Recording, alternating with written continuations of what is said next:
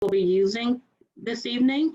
We have a Q&A at the bottom of your screen, and that is for you to ask individual questions as it pertains to the presentation or questions around our reopening of our schools this fall.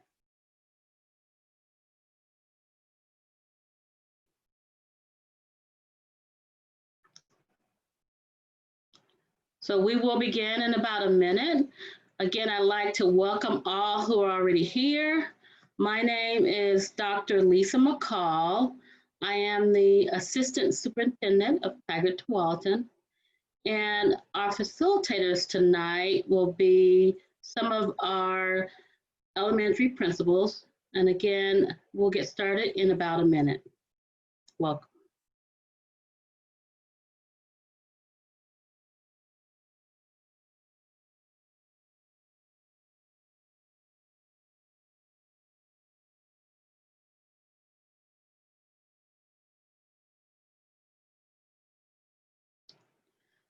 For those of you who have just joined us, I just would like to remind and say we have interpretation in Spanish. And if you look at the globe at the bottom of your screen, you can click on that, and then you will hear the presentation in Spanish. Also, you'll need to mute yourself so that you are only listening to the presentation in Spanish. Okay, so we're going to get started. I'm Dr. Lisa McCall, and it is my pleasure to introduce to you your facilitators tonight, and that is administrators, some of our administrators from TTSD. And I'll turn it over to them. Thank you, Dr. McCall. Good evening, everybody. My name is Ryan Blasquez, and I'm the principal at CFT Elementary School.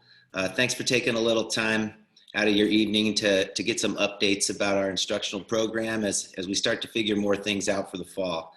You'll have to look at my mug here for these first handful of slides, but as we hand off tasks, you get to meet my colleagues. Jordan Mills, principal at Bridgeport Elementary, Jarvis Gomez, the principal at Deer Creek, and Rory Moore, the principal at Alberta Ryder Elementary School. And we're all with you tonight, kind of following the flow of information that we've used since our emergency schooling in the spring. Tigard-Tualatin has used a flat leadership model. So by that, I mean, we seek out input from all of our stakeholders, our families, our teachers, our students, and then we make decisions together based on that input. And over the last several months, once we've made decisions based on the ever-changing guidance, district leadership generally will share it with our staff, and then we will come together and share it with you, our families and community. And then we encourage those conversations to continue at your school with your office teams, with your principals, eventually with your teachers, so we can make plans for you and answer kid-specific questions for you.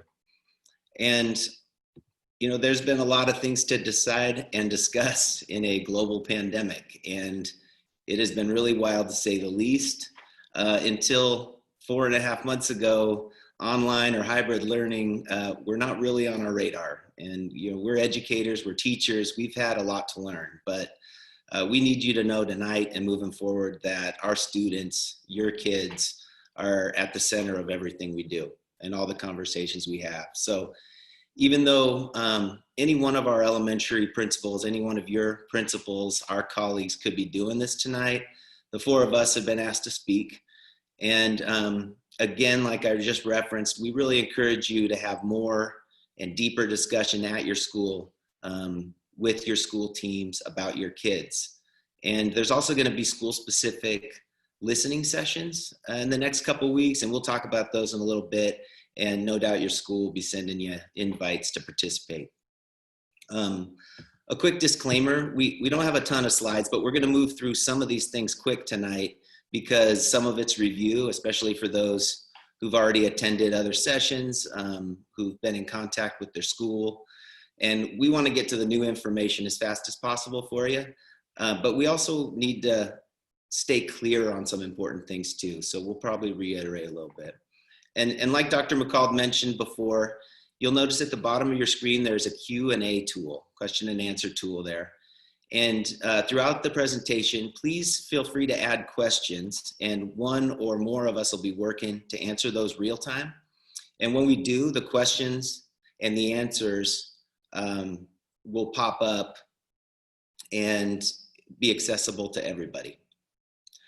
So if we don't get to your question, it might be for a couple of reasons. One, there's over 500 people on here, and there might be a little lag in our ability to get to everything, or we might not know the answer. But the nice thing about these Zoom webinars is that we can get transcripts and then follow up, making sure that in the coming days you get your answers. Next slide, and I'll move a little bit slower. We have synchronous translation going here too, so I don't want to put our interpreter in a bad spot.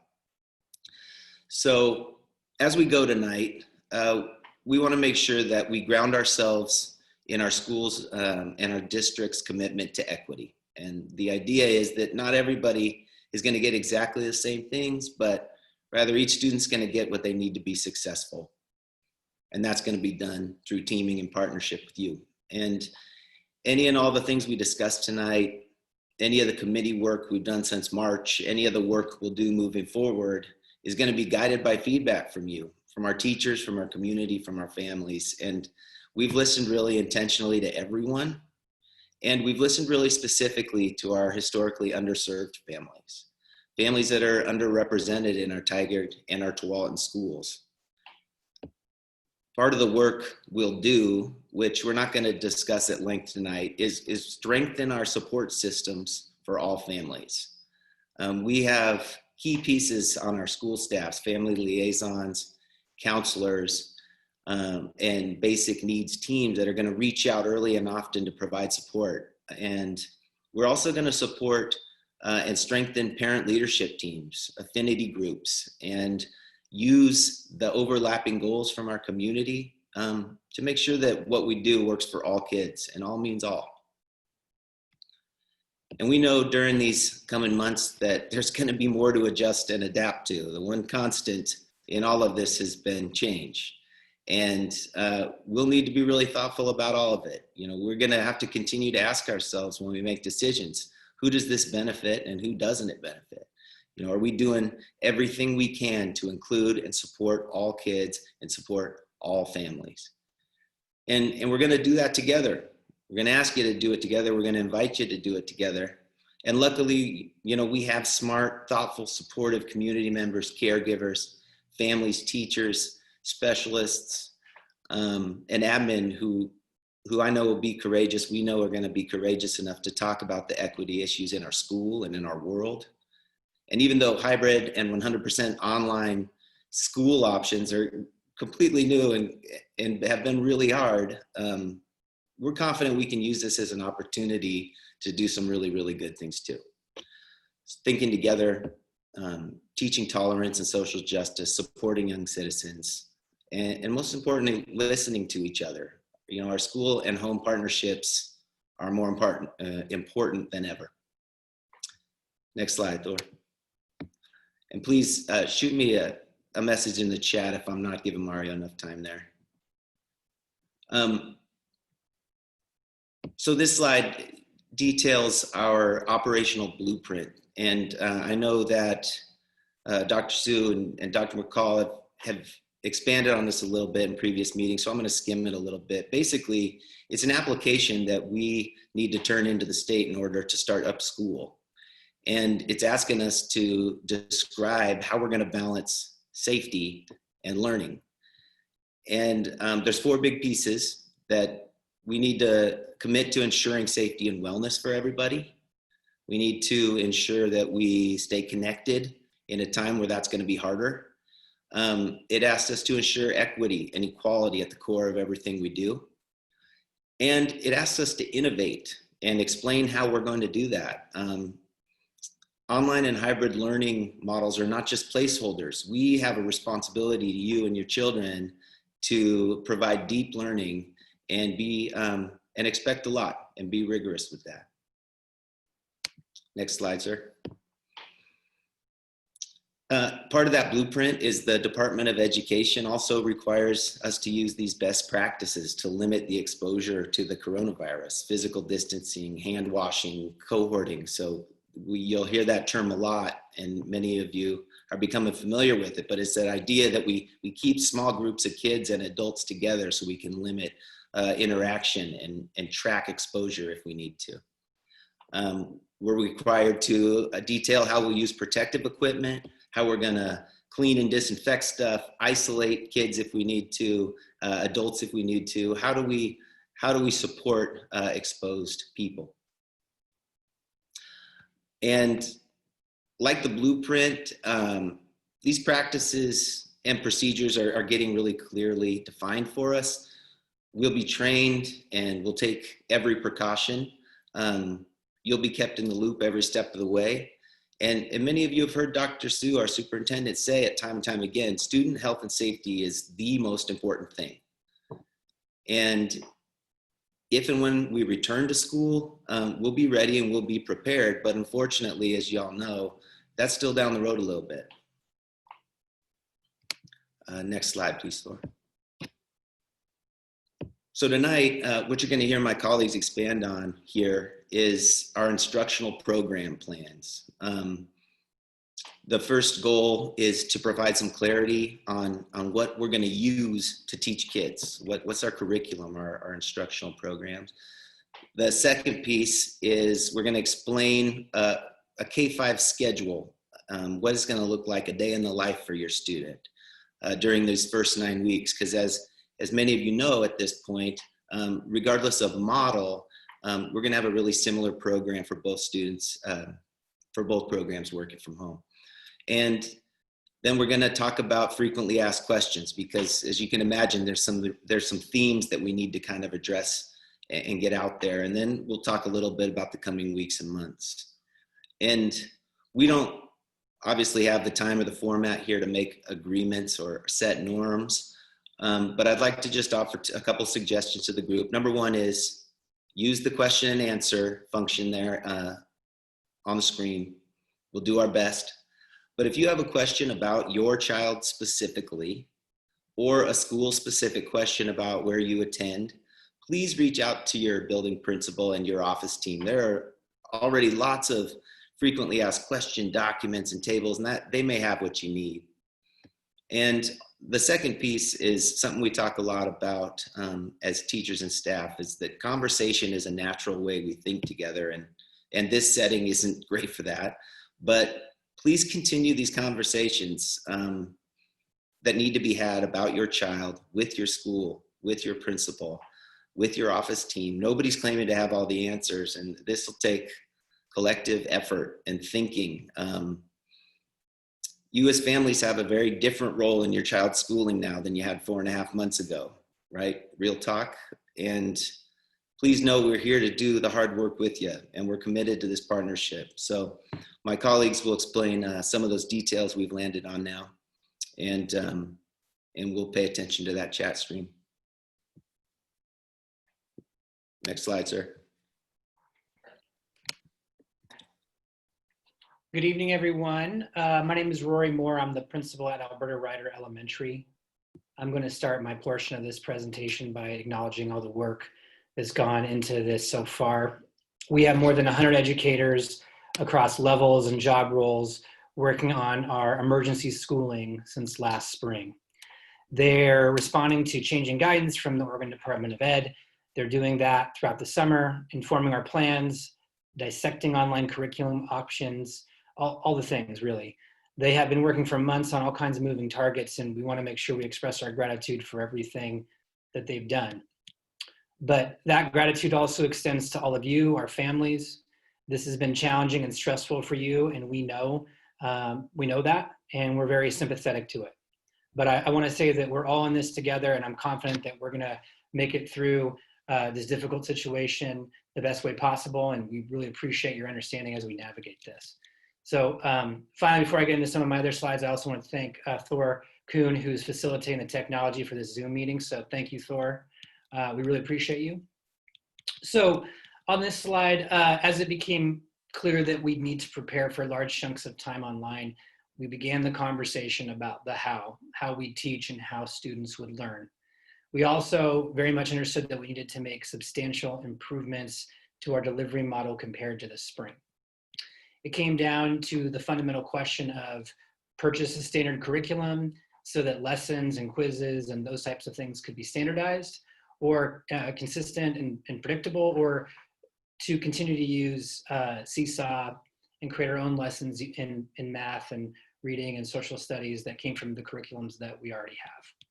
And so as we debated the pros and the cons and thinking about the input that we received from you, we knew that we needed as much consistency and predictability as possible. So the purchase of a curriculum with pre-made lessons allows us to do that better than if we were to use our own current curriculum. So on this list, you'll first see that we wanted to ensure consistency across kindergarten through 12th grade throughout that entire system. We also wanted a foundation for teachers, but also give them the ability to be flexible to meet students' needs, to differentiate for wherever kids were at. So there's that piece of it. There's also a cohesiveness with our staff. There's less variability from teacher to teacher.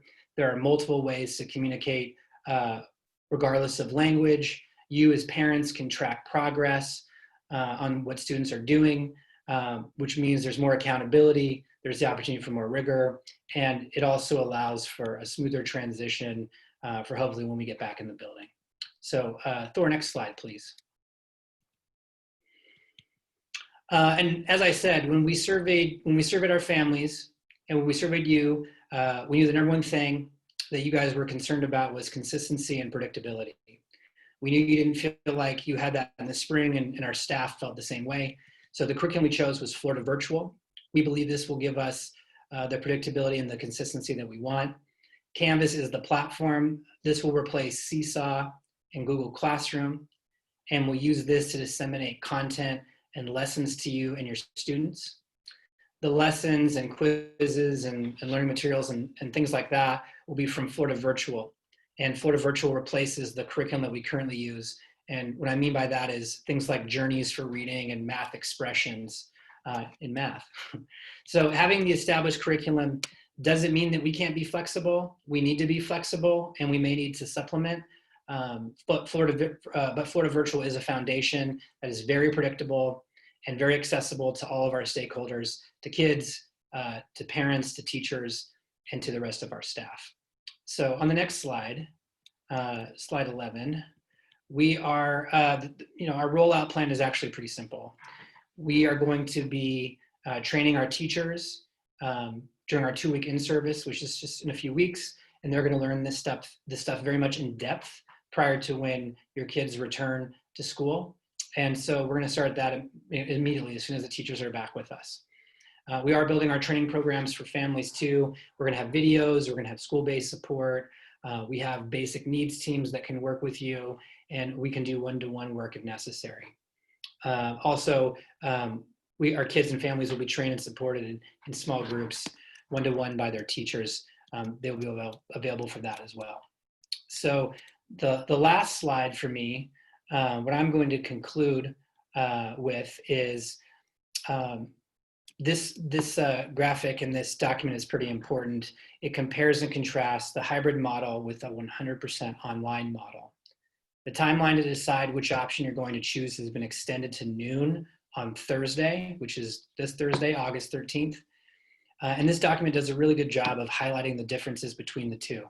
So obviously our kids are going to start school in a similar place until November, regardless of which model you choose. But if you're still wondering what you're going to do, I highly recommend you look this over. You can find this document on TTSD's website, and it's also a link in the email that was sent to you in the invite for this meeting from each one of your individual buildings.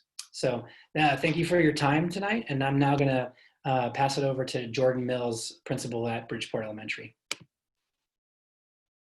Hi, everyone. Thank you so much, Rory. I really appreciate the time that everyone's taking tonight. I actually want to move into talking a little bit about the schedule. So this should be new information for our community tonight. So bear with me as I talk through this, and I'm going to do my best to let our interpreters keep up with me. So I first want to talk a little bit about how some of the design considerations as we were working to create a schedule for this model.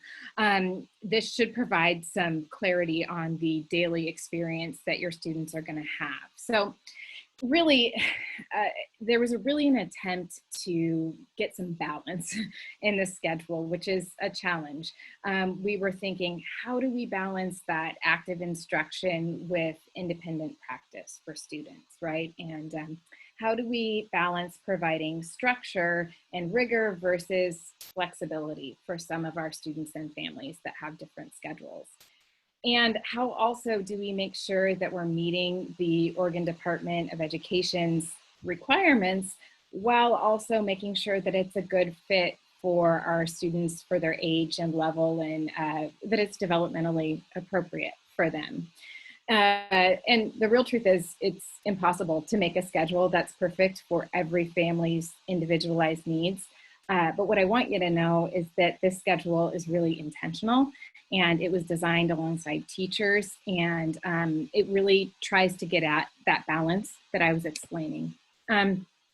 One thing you'll notice when I show it to you here in a minute is that there is teaching that's followed by practice time or independent work time, and that's going to require some training to get students used to doing that. And we also know that it's an excellent way to teach and the best way for students to really retain information and to remember it and get good at it. One thing I wanted to point out is that the materials and the lessons will be available online. And so obviously the first choice is that a student would attend that interactive instruction time. And that's because we know that students learn the most when they're interacting back and forth with their teacher and with their peers. And we also understand that sometimes that might not be possible, right, given your schedules. And so those lessons and materials will be available if your family requires that flexibility from time to time or even on a regular basis. So the one other thing that I wanted to say before moving on is that the schedule that I'm going to show you is not just an example schedule. It's the schedule that all K-5 students will be using for the first 9 weeks. And I'll talk even a bit more about that in a brief moment. Next slide, please. So one thing I'm going to show you, I'm just building to the suspense, I know, but I want to show you a table that might help you understand some of the considerations that we had when building the schedule. So this is from ODE, which is the Oregon Department of Education. And it just shows the minimum time that different kinds of learning takes place. So teacher facilitated learning is one category, and that really includes things like direct instruction and new learning. The applied learning category, think of it more as practice, right? Actually taking your skills and using them for something. So as you can see, there's a minimum number of minutes in that teacher facilitated learning, and the schedule that we show you meets that requirements. Additionally, you'll see that there is some applied learning practice time in that schedule because we know that it's really important for students. So they can't just hear something one time and suddenly know how to do it. They have to practice it and apply it. So you'll see both of those things in this schedule that's been designed. Next slide, please. Okay, a key feature of the schedule is that it includes some interactive learning.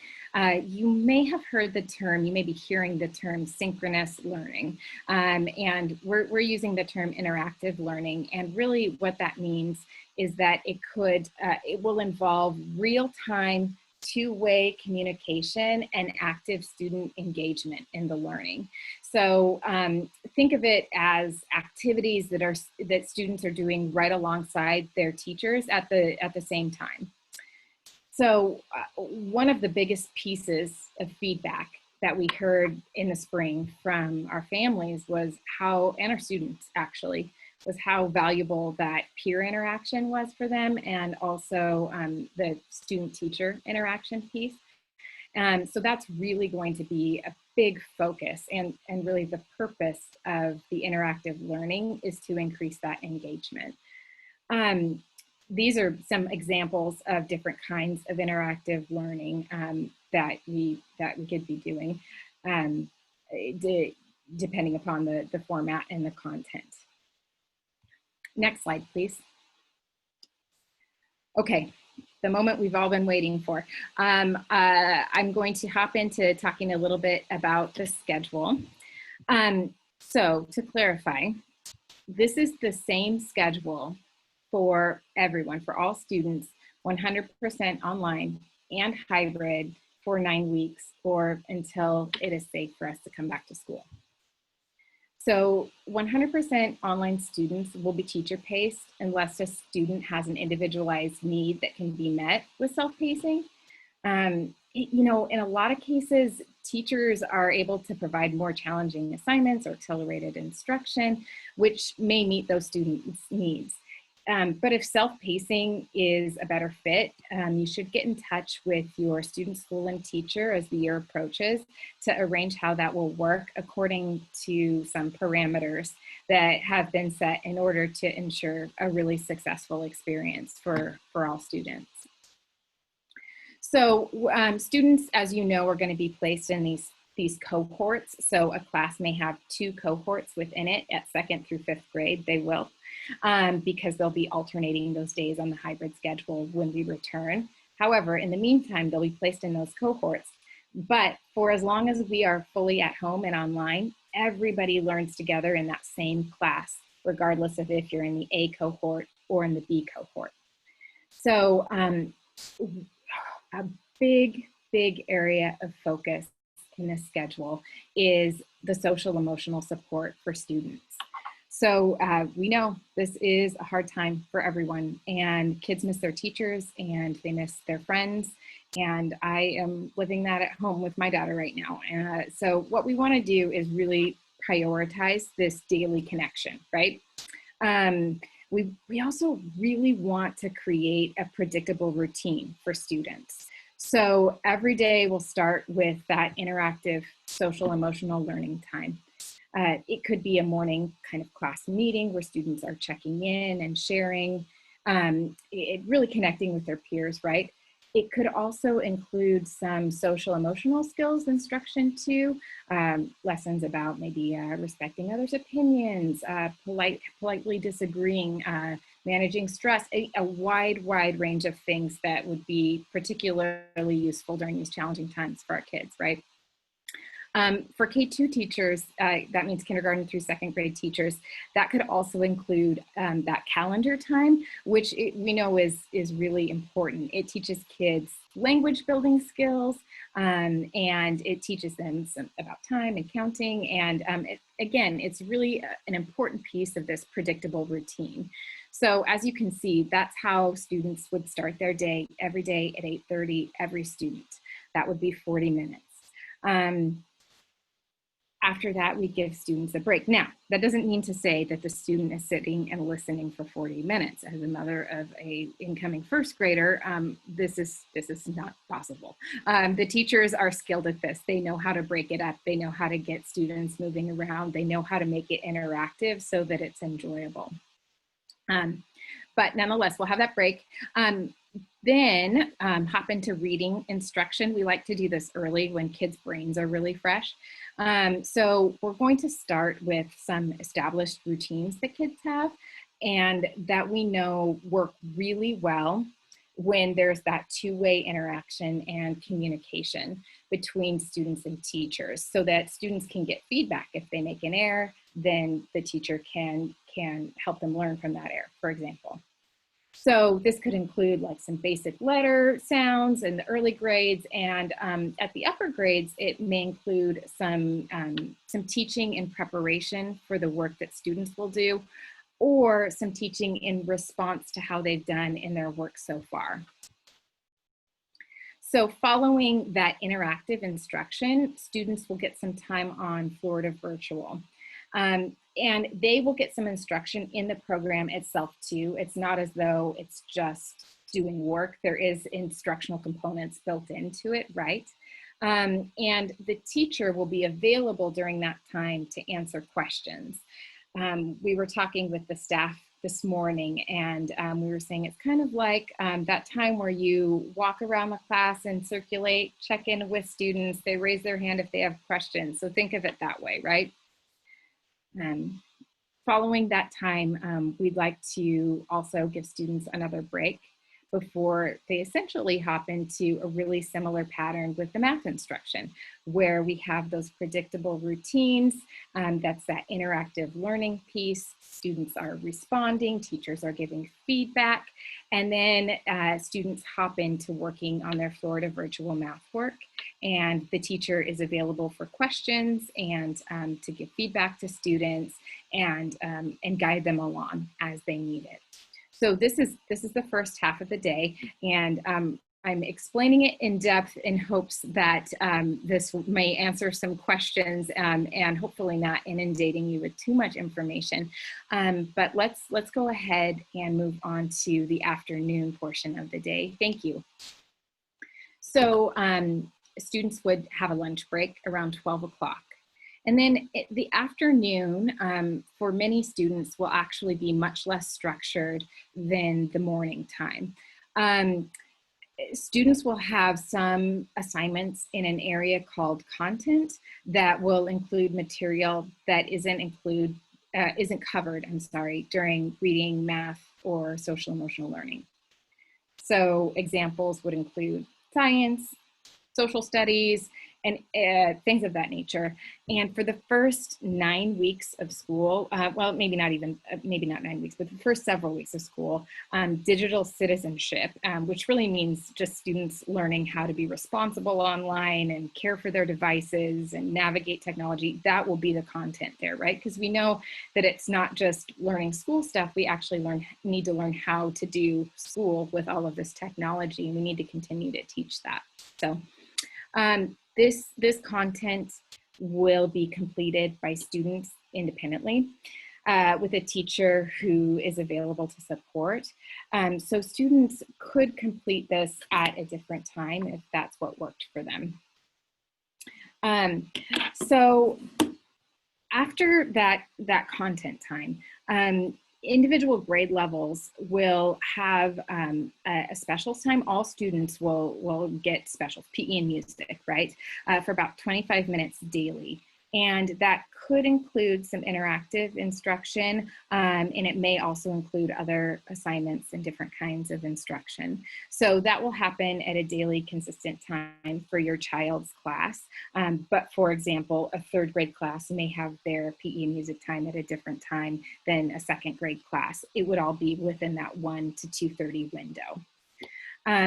The other things that would be happening during that time, which would be scheduled really on an individualized kind of basis, would be services for our English learners and services for students with IEPs and special education or other intervention services. And so those services may involve an interactive instruction component. So that's why they're in that blue color to kind of point that out.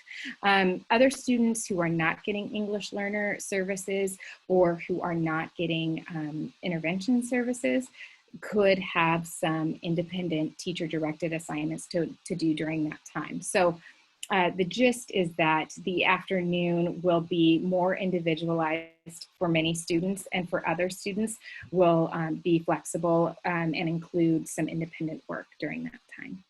And then the student day will end at 2:30. No instruction will take place after 2:30. Okay, next slide, please. Now, I may have not pointed out clearly that schedule, because it says daily schedule, but it should say Monday, Tuesday, Thursday, Friday schedule, not Wednesdays. That's because Wednesdays are a different day. In Wednesdays, the day still, on Wednesdays, the day still starts at 8:30. We really want to maintain that consistency for students and that teacher connection piece. They kind of kick their day off, right? But that is the only interactive instruction that all students will get on that day.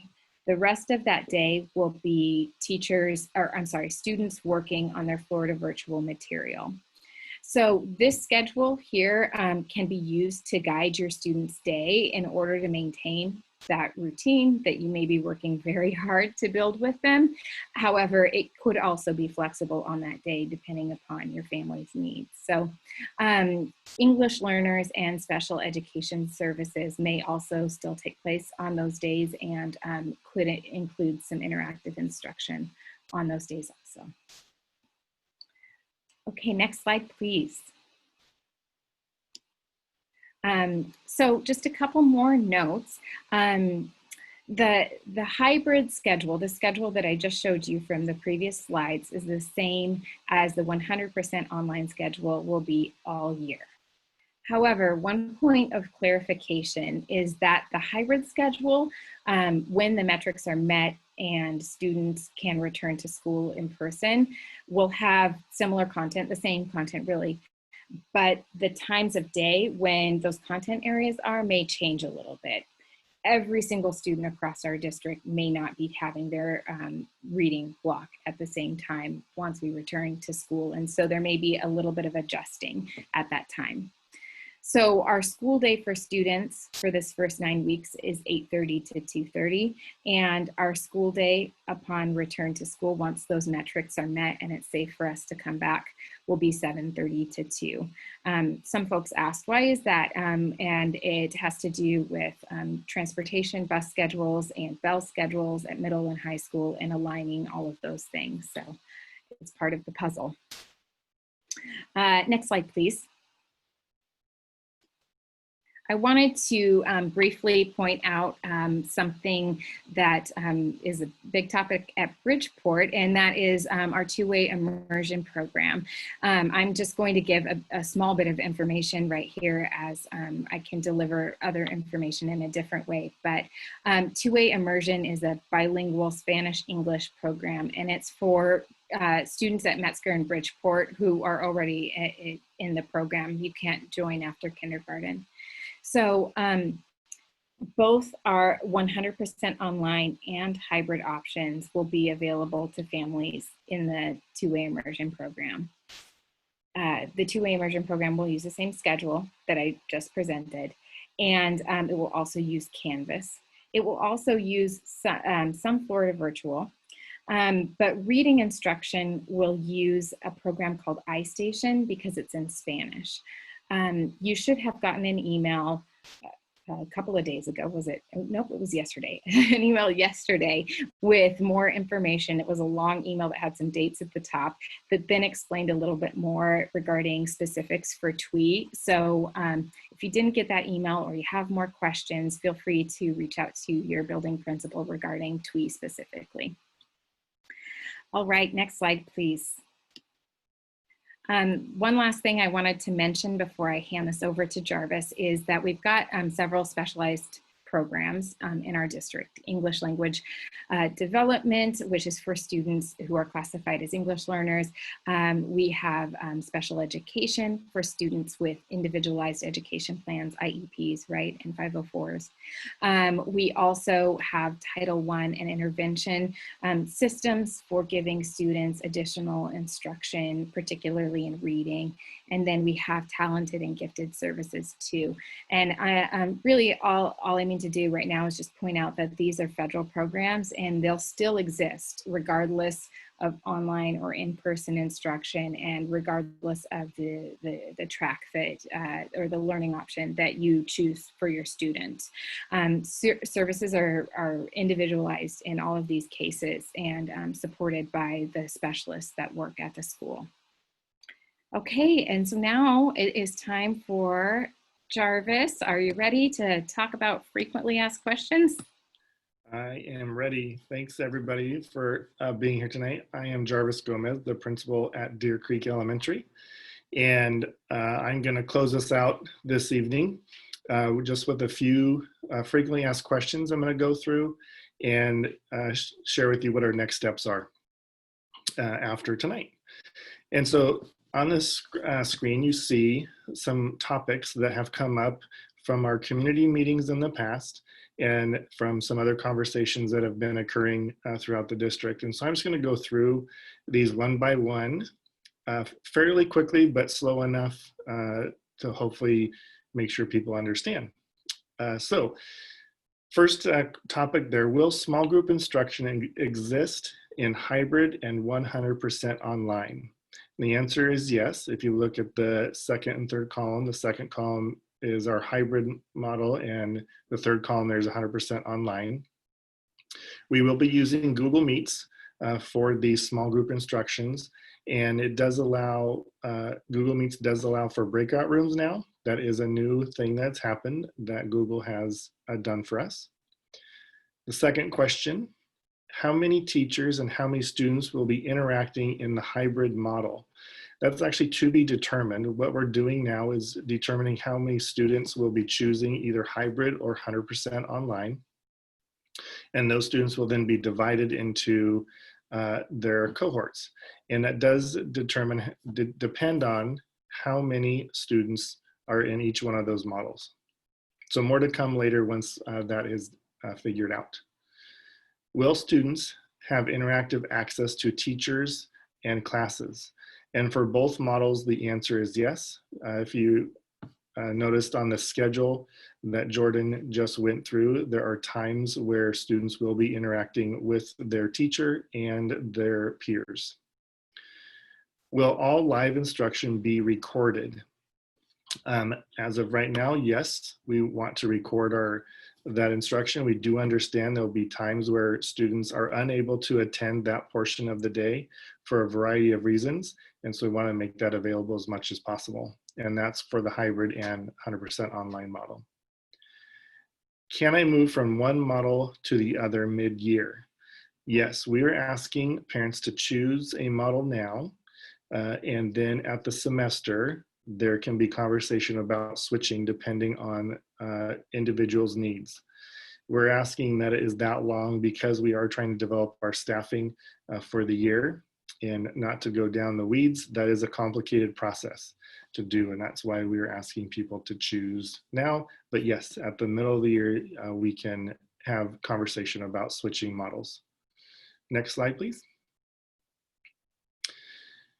Will my child have personal and social counseling for social emotional learning?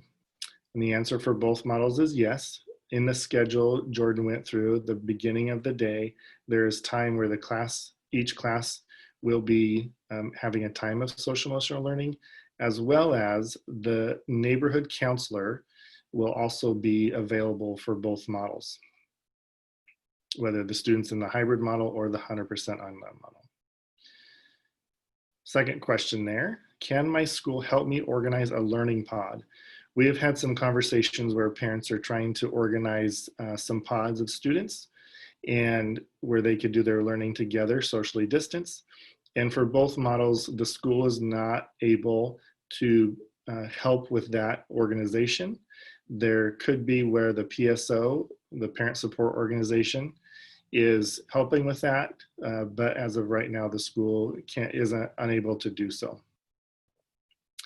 The third question, will my teacher collect attendance? For both models is yes. We are required by ODE to take attendance daily. We are working on when the attendance will be taken. The requirements do show that students needs to participate each day. And so we're working a little bit on how we're going to take attendance, but we are required to do so on a daily basis for both models. How will cohorts be composed? In the hybrid model, we are going to start with alpha. A through L will be in one cohort, and M through Z will be in the second cohort. However, we do understand that there could be some hardships for parents, and that will need to be done individually with each school. So for example, we do know that there are step siblings, for example, in a house that have different last names. And we want to make sure that those students are in the same cohort. That just makes more sense for families. So that's a hardship, for example, that we would honor. For the 100% online, those will be created by grade level. So if you're a second grade student, you're going to be in a second grade cohort. The last question there, will there still be childcare on site? And the answer is maybe. We do have some childcare situations at our schools. For example, since I'm the Deer Creek principal, we do have YMCA childcare here. The question really is how many students can they provide daycare for? And how do we make sure it's healthy and safe for students to be there? So we're working on that at this moment. Next slide, please. So what's next? First and foremost, the most immediate thing that is happening is that we're asking parents to select either the hybrid or 100% online model through ParentView, and that needs to be completed by this Thursday, August 13th, by 12 p.m. That there is a slight extension to that. I think it was publicized it was the 12th. Now we are moving it to the 13th at noon. So you have a couple more days to do that. School community meetings will occur the week of August 24th. Actually, there's a couple that will be before that, the week prior to that, the week of the 17th. Those school community meetings are for your individual neighborhood school. So for example, I at Deer Creek will hold a meeting just for my Deer Creek community. The other schools, like Byram Elementary, will hold their own meeting in one of those weeks.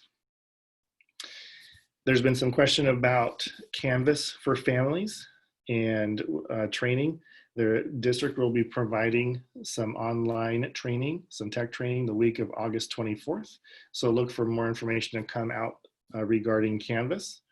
And then Florida virtual training will follow. Still working on the exact dates for that, but there will be some training for Florida virtual. And then also what's happening in August is we have some affinity group meetings. Those are currently going on at different times. You're welcome to check out the Tigard-Tualatin district website for the dates and times of those. And there are links to those meetings if you want to participate. Next slide, please. Then when we move into September, we will continue with those trainings for Canvas for families.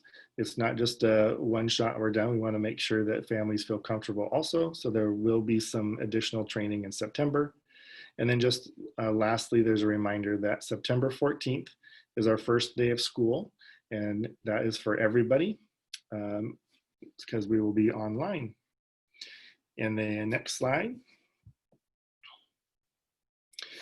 So in our presentation today, we were trying our best to keep up with all the questions and answers, the frequently asked questions, and we will continue to work through all of those as much as possible and put those in the FAQ section on the district website. If you go to the website, you'll notice that gray box where it says FAQ, and we will try to have the answers in that section of the website.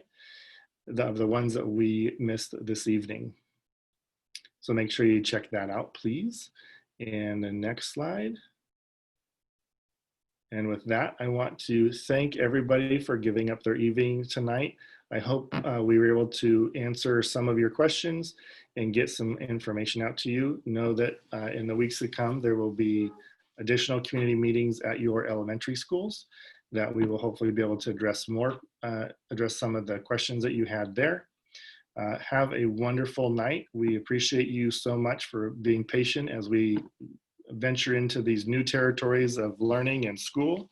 And I hope you have a wonderful evening with your family and friends. And thank you again for joining us tonight.